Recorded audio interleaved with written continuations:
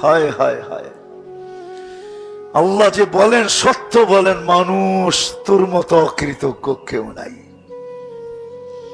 আব্দুল কাদের জিলানী রহমতুল্লাহ আলাইহি একটু বেশি লেখছেন যে মানুষ তোর মতো অকৃতজ্ঞ না, তোর মতো নিমক হারাম কেউ নাই, তোর মতো নিমক হারাম কেউ নাই, অকৃতজ্ঞ কেউ নাই। যে আল্লাহ অস্তিত্ব দিয়ে সাজাইলেন, শুধু সাজান নাই, 24 ঘন্টা সুরক্ষিত করেন, লালন পালন করেন 24 ঘন্টা। শুধু অস্তিত্ব দেন নাই, অস্তিত্ব দিয়ে সাজাইছেন, শুধু সাজান নাই, 24 ঘন্টা সুরক্ষিত করেন, 24 ঘন্টা।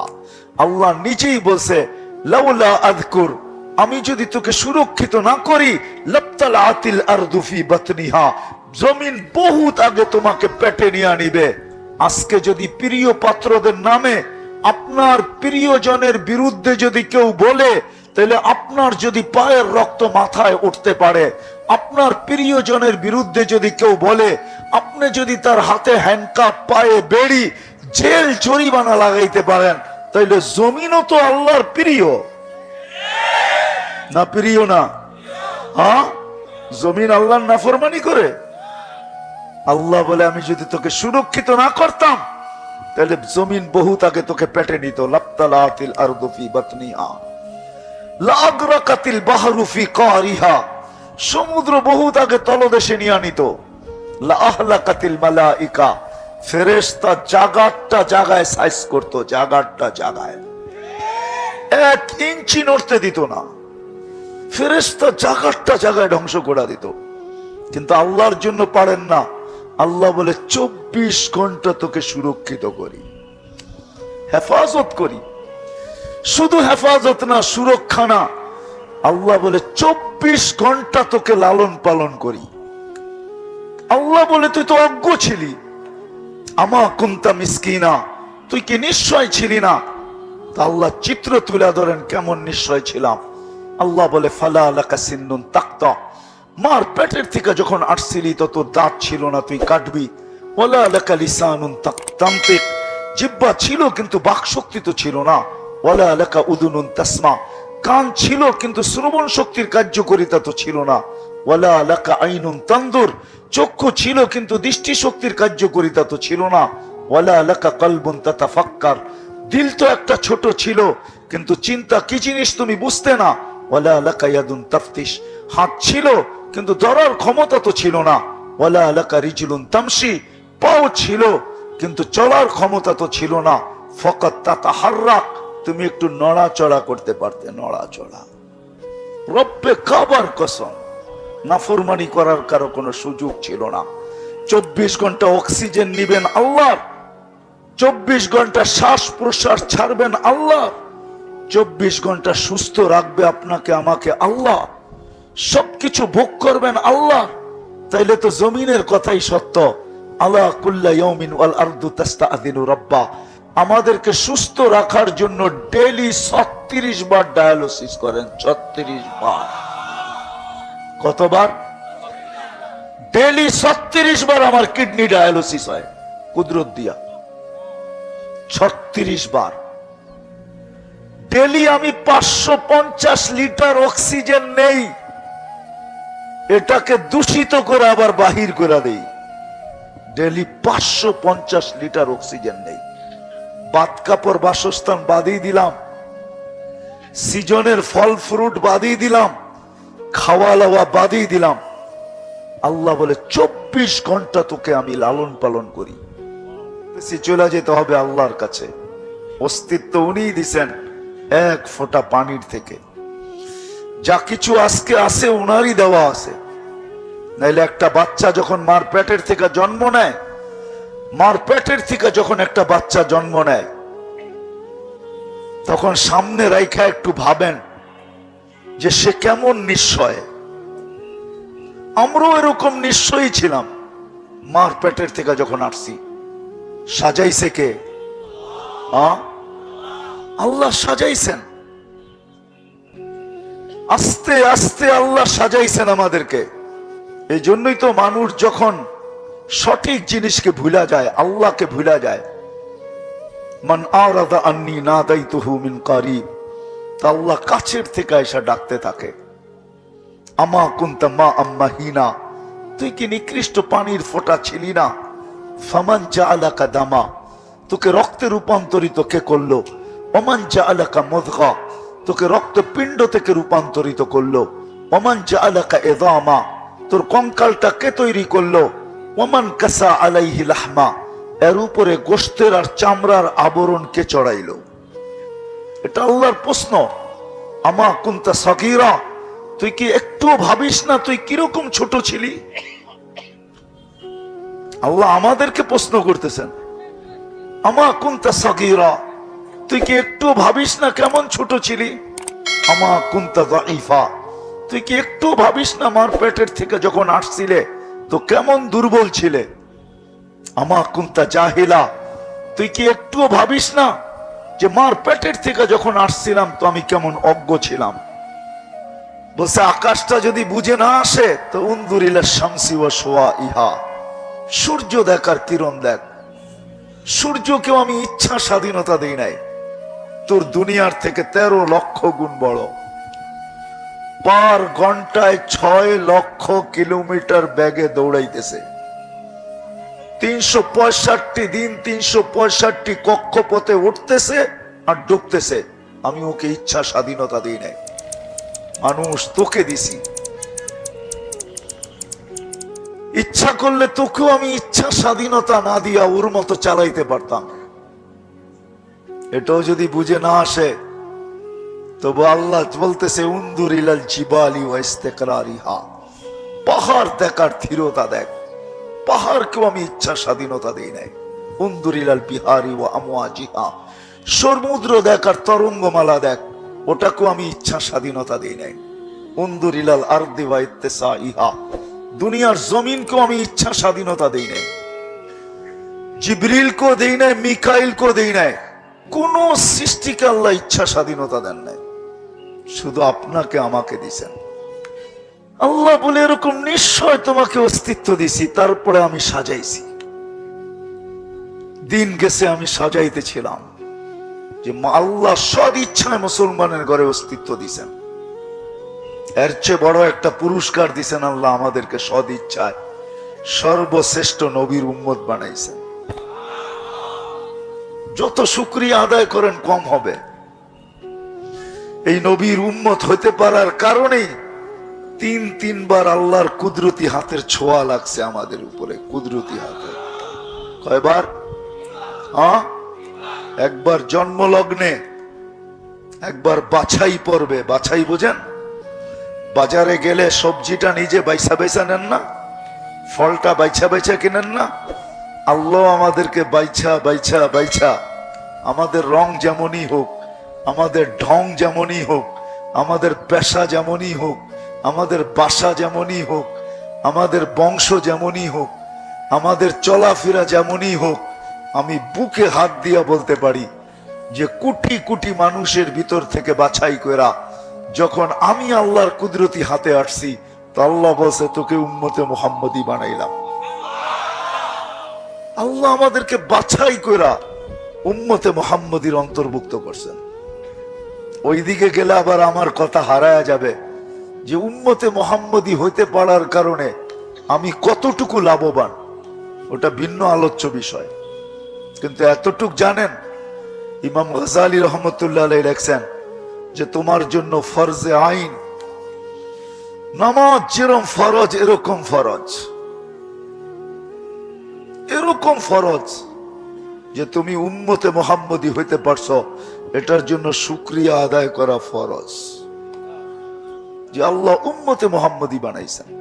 মানুষ গঠনগতভাবে তোর চেয়ে সুন্দর আমি কাউকে বানাই নাই।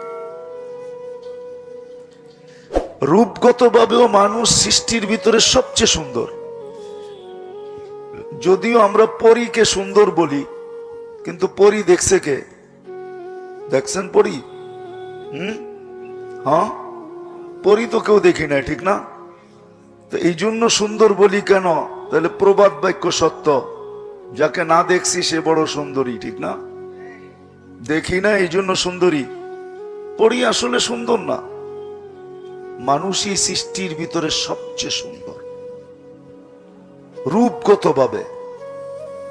যদি সুন্দর না হইতো তাহলে মিশরের মেয়েরা এই কথা কোনোদিন বলতো না, মা হাশা লিল্লাহি হাদা বাশার ইন হাদা ইল্লা মালাকুন কারীম। ইসুফ আলাইহিস সালামকে দেখা বলতেছেন যে এটা মানুষ হবে না, এটা ফেরেশতাই হবে। মানুষ এত সুন্দর হয়তো হয় কি করে? কিন্তু আল্লাহ জবাব দিছেন, না, এটা মানুষ। মানুষ বিদায়ী এত সুন্দর। মানুষ যদি না হইতো তাহলে এত সুন্দর হইতো না।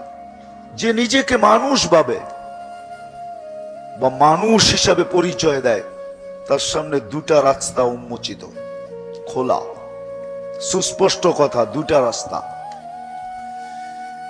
এই ছোট জীবনটা দ্বারা, এক নম্বর, এই ছোট জীবনটা দ্বারা, 60-70 বৎসরের জীবনটা দ্বারা আপনি এই দুনিয়াটায় গুছাইতে পারেন, দুনিয়া গুছাইতে পারেন বা গুছানোর জন্য দৌড়াইতে পারেন। এটা হলো একটা রাস্তা। 60-70 বৎসরের জীবন, 60 সানা ও 70 সানা, 60-70 বৎসর ইচ্ছা স্বাধীনতা দিছেন বিদায়। দুটা রাস্তা আমাদের সামনে উন্মোচিত। ইচ্ছা স্বাধীনতা দিছেন বিদায়। কোন সৃষ্টিকে আল্লাহ ইচ্ছা স্বাধীনতা দেন নাই। এই জন্য মাঝে মাঝে আল্লাহ আমাদের দৃষ্টি আকর্ষণ করেন, সারাদিন নিচে চায় হাঁটিস না, মাঝে মাঝে আকাশটাও দেখিস। দূরত্ব কতটুকু, কোথাও খুঁটি নাই। যদি আমি ওটাকে ইচ্ছা দিয়া চালাইতে পারি, হুকুম দিয়া চালাইতে পারি, ইচ্ছা স্বাধীনতাকে হরণ করে চালাইতে পারি, তো মানুষ তোকেও চালাইতে পারি। কিন্তু ইচ্ছা স্বাধীনতা দিছেন বিদায় কিচ্ছু বলে না, পক্ষে বললেও কিছু বলে না, টকশোতে বইয়া বিরুদ্ধে বললেও কিচ্ছু বলে না। ইচ্ছা স্বাধীনতা দিছেন এই জন্য কিচ্ছু বলেন না। আল্লাহ বলে, ওকে আমি ইচ্ছা স্বাধীনতা দেই নাই, মানুষ তোকে দিছি।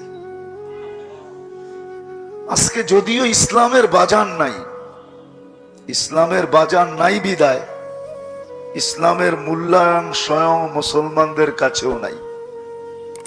বাজান নাই। যেই জিনিসের চল না থাকে ওই জিনিস বুঝানো বড় কঠিন হয়, ঠিক না? একটা উদাহরণ দিলে দেখি বুঝে আসে কিনা। মুসলিম শাড়ি একটা ম্যাসের খোসার ভিতরে আসতো 14 হাত শাড়ি, ঠিক না? সত্য তো? ঢাকার মুসলিম শাড়ি শুনছেন কোনোদিন? না, ইয়াংরা মনে হয় শুনে নাই।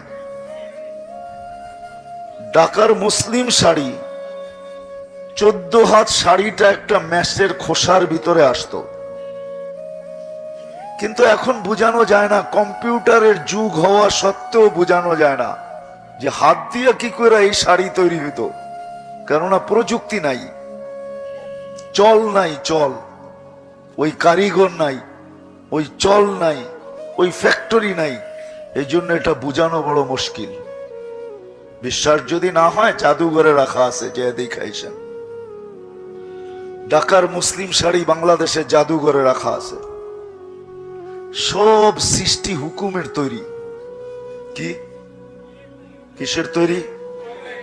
আপনি আর আমি কুদরতি হাতের তৈরি।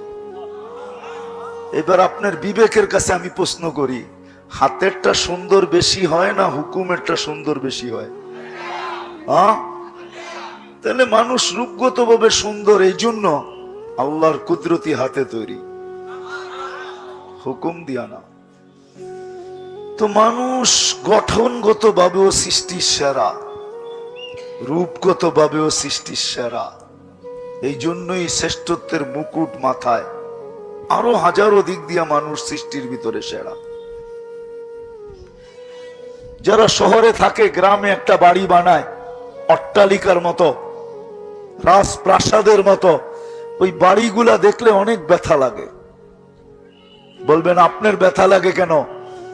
বলে এই জন্য ব্যথা লাগে যে যে বাড়িটা বানাইছে, অর্থায়ন করছে, যে সারা জীবনের জমানো টাকা বা শ্রম দিয়ে এই বাড়িটা বানাইছে। বাড়ির মানুষগুলা বড় নিষ্ঠুরতার পরিচয় দিবে, এই লোকটা মরতে দেরি, বাসতলায় রেখা আসতে দেরি করবে না। বড় নির্দয়ের পরিচয় দিবে এরা, বড় নিষ্ঠুরতার পরিচয় দিবে এরা, বড় মায়া মমতাহীনতার পরিচয় দিবে এরা, যে এই ব্যক্তিটাকে বাসতলায় রেখা আসতে দেরি করবে না। 2 ঘন্টা অপেক্ষা করবে না, 2 দিনও অপেক্ষা করবে না, 2 দিনও অপেক্ষা করবে না। যে জীবিত অবস্থায় ছিল দীর্ঘদিন, মরার পরে 2 দিন থাইকা দেখুক বাড়িটায় কেমন লাগে। বা আঙ্গিনায়ও কবর দিবে না, বা দেওয়ালের পাশেও কবর দিবে না। তাইলে আমি এদেরকে নিষ্ঠুর বলবো না তো বলবো কি? সত্য এটাই। বুঝে আসবে ওই দিন, যেদিন সারা দুনিয়া চিৎকার দিবে। একটা দিন আসবে যেদিন সারা দুনিয়ার দোজকবাসী চিৎকার দিবে, লাউ কুন্না মুসলিমিন। কোরআনের একটা শব্দ বলছি আমি। একদিন আসবে যেদিন দোজগীরা নামদারি মুসলমানদেরকে ক্রিটিসাইজ করবে দোজগে, যে তোমরা দুনিয়াতে মুসলমান ছিলে, কিন্তু আজকে তোমরা আমাদের সাথে, কেননা যতই ইসলামকে মানেন আর না মানেন, কিন্তু যেদিন আইডি কার্ডের জন্য ফর্ম ফিল আপ করছেন, ওই দিন ধর্মে কি লেখছেন? কি ইসলাম লেখছেন তো, না লেখেন নাই? যারা ইসলামকে বিলকুল কোনো কিচ্ছু মানে না, ওরাও কিন্তু ধর্ম ওইখানে যে কলম থাইমা গেছে যে আমি তো ইসলামের কিচ্ছু মানি না, ইসলামকে লাইকও করি না, ভালোবাসি না, বরং সারা দিন, আমি নাম বলবো না, সারা দিন আপনি নেটে সার্চ দিলে পাবেন। এখন সব কম্পিউটারে আছে তো, আইডি সফটওয়্যারে যে সার্চ দিয়া দেখবেন, যারা সারা দিন ইসলামের বিরুদ্ধে বলে, আইডি সফটওয়্যারে যে সার্চ দিয়া দেখেন, ও ধর্ম ইসলাম লেখছে, ইসলাম। কেননা ওর কলম ওইখানে যে থাইমা গেছে। তো একদিন দুনিয়া চিৎকার দিবে, যেদিন কাফেররা বলবে তোমাদের ইসলাম তোমাদেরকে কি লাভ দিল? আইডির ফর্ম ফিল আপ করার সময় তো তুমি মুসলমান লেখছো, ইসলাম, তো ইসলাম তোমাকে কি কাজে দিল? আজকে তো তোমরা আমার সাথে। ওই দিন আল্লাহ ঘোষণা দিবে, আখরিজ, বাহির করো। যে নামদারি মুসলমানও ছিল তাকে বাহির করো। ওই দিন সারা দুনিয়ার দোজগীরা চিৎকার দিয়া বলবে, লাউ কুন্না মুসলিমিন, হায় আমরা যদি এরকম নামদারি মুসলমানও হইতাম, তাহলে আজকে আমাদেরকে চিরদিনের জন্য বাহির করে নিয়ে যাওয়া হতো। কিন্তু সত্য এটাই, যেখান থেকে আসছি ওইখানে চলে যাব। এইখানে থাকার সুযোগ কারো ছিল না, না আছে না থাকবে। যদি সুযোগ হইতো তাহলে একজনের ছিল।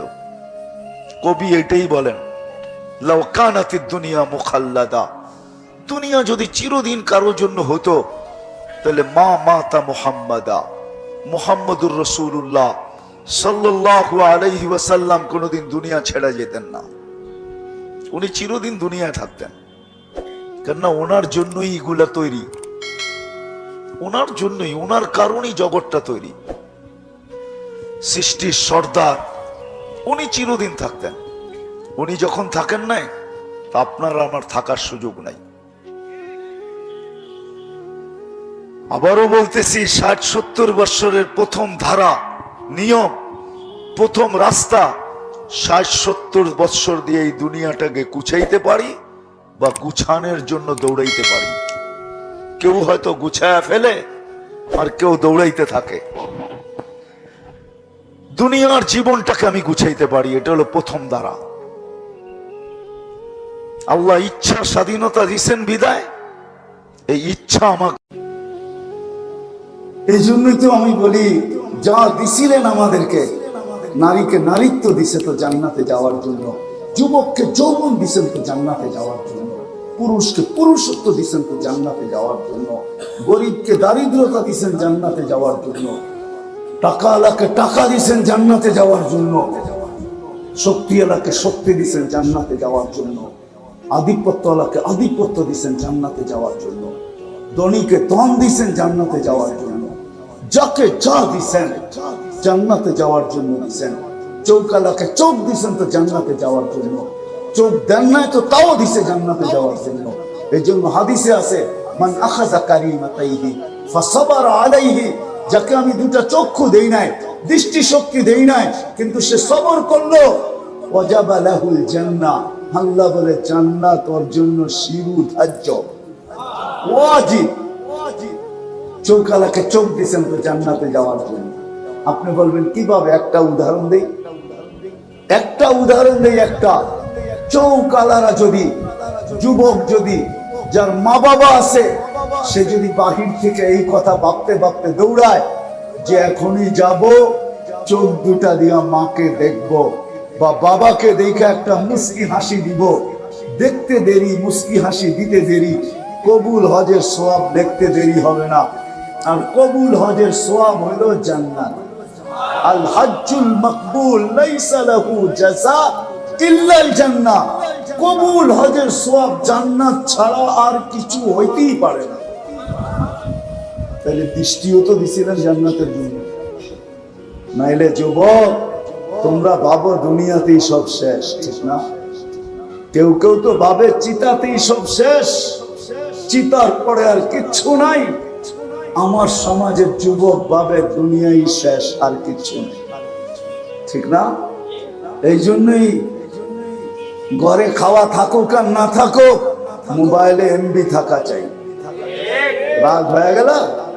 হ্যাঁ হ্যাঁ, মা বাবা কি কষ্ট করুক আর না করুক ওটা দেখার বিষয় নাই। আমার হাতে অ্যান্ড্রয়েড সেট থাকা চাই, আর আমার অ্যান্ড্রয়েড সেটে 24 ঘন্টা মোবাইলের সংযোগ থাকা চাই। তো যেটা বুঝাইতেছিলাম, জান্নাতের ধারণা আমাদের নাই, জান্নাতের ধারণা আমাদের নাই। এই জন্য আমার জাতি জানেও না যে জান্নাত কিভাবে অর্জন করতে হয়। জান্নাত অর্জন করার জন্য আল্লাহ আমাকে কি দিছে জানে না, জানে না। যদি জানতো, হায় হায় হায়, তাহলে হুজুর এত চিল্লা চিল্লি করতে হতো না।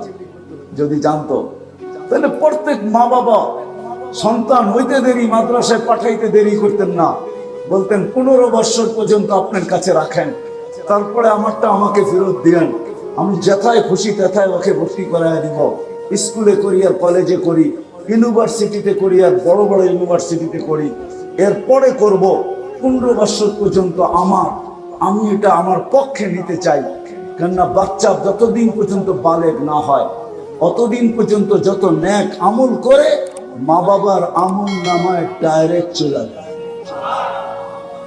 এই কচি কচি বাচ্চাগুলা, হায় হায়, এদের খাতা নাই, এদের আমল নামায় কিচ্ছু লেখা হয় না। তদন্ত উঠানো, কি লিখবে? মাসুম। কিন্তু এরা যে সারাদিন আমল করে, কোথায় যায় এটা? মা বাবার আমল নামায় ডাইরেক্ট চলে যায়। এই জন্যই তো আমি বলি, কারো যদি 4টা সন্তান হয় আর 4টা সন্তানের 14 বছর করে যদি নিজের ভাগে নিয়ে নেয়, 14 বছর করে, 4 14 56, নিজেরও একটা 14 আছে, 70। কত বাজবেই তো 70 বছর। আল্লাহ যদি জিজ্ঞাসা করে মরার পরে, তোকে 4টা সন্তান দিছিলাম, 4 14 কোন কাজে লাগাইছিস বল, তারপরে আগে চল। আর কোনো হিসাব কিতাব তোর দিতে হবে না, কেননা ছিলই তো 70 বছর, ছিলই তো 70 বছর। 4 14 তো হয়ে গেছে 56, ওর 14 বছর 70 হয়ে গেছে। আর হিসাব নিতে তো নিবে কি? জান্নাত সম্বন্ধে ধারণা নাই। যদি ধারণা থাকতো, আমি বলছিলাম যদি ধারণা থাকতো, তাহলে আজানের অপেক্ষা কেউ করতো না। সবাই আগে জায়গা নেওয়ার জন্য ছুটতে থাকতো, কেননা চাবি প্রথম কাতার থেকে বন্টিত হয়। চাবি ভুল বললাম নাকি? কি হুজুররা কি কয় ভুল? নামাজের প্রথম কাতার থেকেই তো রহমত শুরু। ইমাম সাহেবের উপরে ইমাম সাহেবের প্রথম দেয়, তারপরে যে আর পিছনে তাকে দেয়, ওই থেকে ডান দিকে যেতে থাকে, তারপরে আবার বাম দিকে যেতে থাকে, তারপরে পিছের কাতারে যেতে থাকে। এই জন্যই তো আল্লাহ রসুল বলছে, তুমি যদি জানতা প্রথম কাতারে কি আছে, তাইলে লড়াই হতো, লড়াই। জমিন নিয়ে ঝগড়া হতো না, দুনিয়ার কোন বস্তু নিয়ে ঝগড়া হতো না। দুনিয়াতে ঝগড়া হইতো তো একটা নিয়ে হইতো, সেটা হলো প্রথম কাতারের জায়গা নিয়ে। আবার আরেকটা সুযোগও দিছে আল্লাহ রসুল, শোনা রাখেন ভালো মতে কান দিয়া। কোন যুবক যদি প্রথম কাতারে দাঁড়াইলো, পিছনে মুরব্বী আসলো, জায়গা নাই, সে যদি একরামান মুরব্বীকে প্রথম কাতারে জায়গা দিল, তাহলে 40 দিন সে প্রথম কাতারে নামাজ পড়ার সওয়াব পাবে। এই ব্যবস্থা করে দিছে, লড়াইকে মিটানেরও ব্যবস্থা করছে। প্রথম বলছে লড়বে, পরে আবার লড়াই মিটানের ব্যবস্থা করছে একরাম। 40 দিন ধরে পাইতে থাকবে। হয় ধারণা যদি থাকতো, কথা আমি শেষ জায়গায় চলে আসছি, ধারণা যদি থাকতো জান্নাতে, রব্বে কাবার কসম, আজানের আওয়াজ হইতো, মা বোনরা মুসল্লার দিকে দৌড়াইতো, পুরুষ মসজিদের দিকে দৌড়াইতো, হাটালা হাঁটি জায়নামাজ বিছায়া দিত, বাজারওয়ালা বাজারই বিছায়া দিত, অফিসওয়ালা অফিসই বিছায়া দিত, আদালতওয়ালা আদালতই বিছায়া দিত, খ্যাতওয়ালা খ্যাতি দাঁড়ায়া দিত, খামারওয়ালা খামারই দাঁড়ায়া দিত, মেইলওয়ালা মেইলই দাঁড়ায়া দিত, ফ্যাক্টরিওয়ালা ফ্যাক্টরিতেই দাঁড়ায়া দিত, এমনকি রাস্তাওয়ালা রাস্তায় দাঁড়ায় যেত, ঘাটওয়ালা ঘাটে দাঁড়ায় যেত, নৌকাওয়ালা নৌকার মধ্যেই দাঁড়ায় যেত। আল্লাহু আকবার। যদি বলতো তুই নৌকায় দাঁড়ায় গেলি, তাই জান্নাতের চাবি নিতে হবে, বিদায় খানি দাঁড়ায় গেলাম। আশা তো আছে, কিন্তু চেষ্টা তো দেখা যায় না, ধারণা নাই। এই জন্য জান্নাতের ধারণা নিয়েন, তাইলে বুঝে আসবে জান্নাত কি জিনিস। সত্য না? এমনকি খেজুর বাগে বহু যুবক আছে, সারা রাত্র অপেক্ষা করে কে কখন ফোন দিবে, কাকে কখন নেট সাপ্লাই দিবে। কেননা সবার ঘরে তো ওয়াইফাই নাই, ঠিক না? হ্যাঁ, কি ওয়াইফাই যাদের ঘরে আছে এরা তো আনলিমিটেড আছে, ঠিক না? কি আনলিমিটেড চিনেন? এরা তো আনলিমিটেড। সবার ঘরে তো আর ওয়াইফাই নাই। যাদের ঘরে ওয়াইফাই নাই, ওরা সারা রাত্র নেট শেষ হইতে দেরি, বন্ধুকে ফোন করতে দেরি করে না। নাই তোমাদের এখানে এরকম ছেলে যে সারা রাত্র নেট জায়গা বিক্রি করে? না, নাই? আছে? জানো তোমরা না মিথ্যা বলতেছি? গ্রামগঞ্জে যদি থাকে তাহলে খেজুর বাগে থাকবে না? কিন্তু গ্রামগঞ্জেও এখন আছে, সারা রাত্র বসে থাকে, ফোন করে কয় দোস্ত তাড়াতাড়ি পাঠা, মজার জায়গাটা নেটটা শেষ হয়ে গেল। তো ও পাঠায়া দিয়া বলে পাঠায়া দিছি, মজাটা তাড়াতাড়ি শেষ হওয়ার আগে পুরা করে আলো। কেননা মজাও তো বেশিক্ষণ থাকে না, ঠিক না? কতক্ষণ থাকে মজা? গুনাহ না চিরদিন থাকবে? মজা তো বেশিক্ষণ থাকে না, গুনার মজা বেশিক্ষণ থাকে না। যুবক, আমাকে বুঝাইতে হবে না, সওয়াবের কষ্ট, নেকির কষ্ট বেশিক্ষণ থাকে না, নেকি চিরদিন থাকে। গুনার মজা বেশিক্ষণ থাকে না, কিন্তু গুনাহ চিরদিন থাকে। যুবক সবার থেকে পৃথক হইয়া দুই হাঁটু মাথার ভিতরে ঢুকায়া কি জানি ভাবতেছে।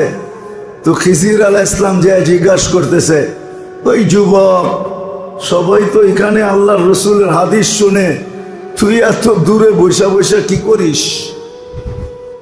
হাঁটুর নিচে মাথা ঢুকায়া দিয়া সবাই আব্দুল হকের থেকে শুনতেছে, আমি ডাইরেক্ট হকের থেকে শুনতেছি।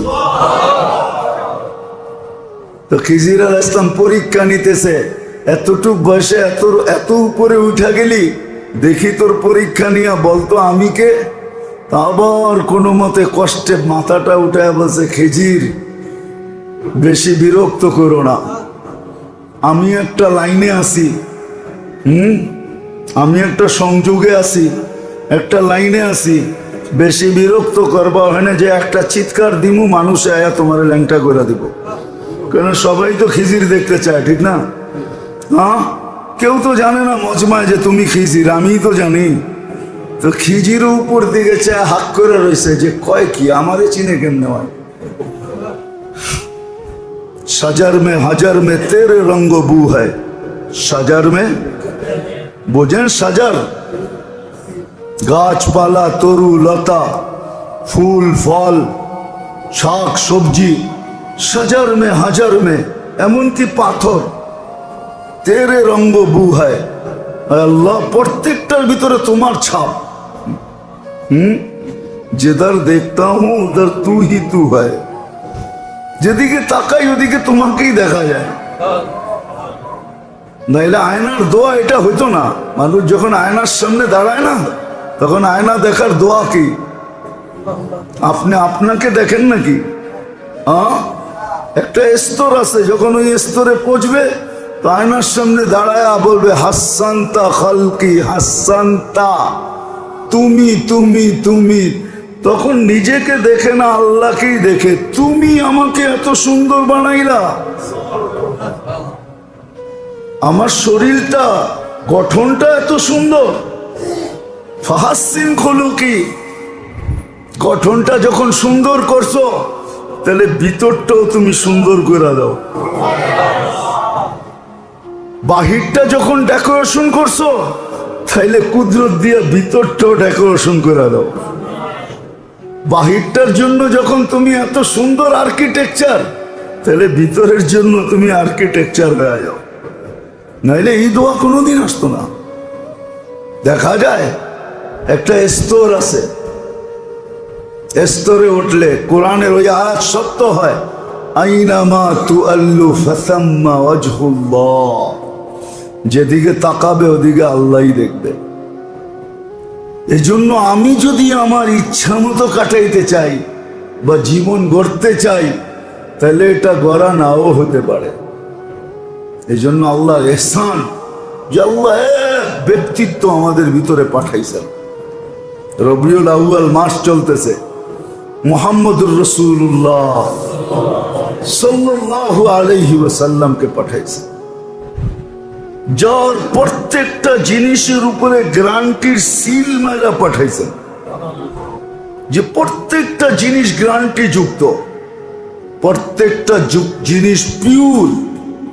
আবার এই ঘোষণা দিয়েও পাঠাইছেন, হায় হায় আরেকটা কারণও আছে, কেন আল্লাহকে চোখে দেখা যায় না, আল্লাহর কথা কানে শোনা যায় না, আল্লাহকে ধ্যান ধারণায় যায় নাকি? হ্যাঁ, আল্লাহর আকৃতি ধ্যান ধারণায় আনতে পারবেন? আনা যায় না। আল্লাহর ধ্যান ধারণায় আনা যায় না। আজকে আল্লাহকে চোখে দেখা যায় না। হ্যাঁ যায়, আবার এটাও ভুল হবে, যায় না, তাহলে অনেকগুলো কথা মিথ্যা হয়ে যাবে। কিন্তু ওই স্তরে সবাই পৌঁছতে পারে না। ওটার জন্য একটা স্তর আছে, একটা, সবাই পৌঁছতে পারে না। সবাই যদি পৌঁছতে পারতো তাহলে কবির কথাই সত্য হইতো।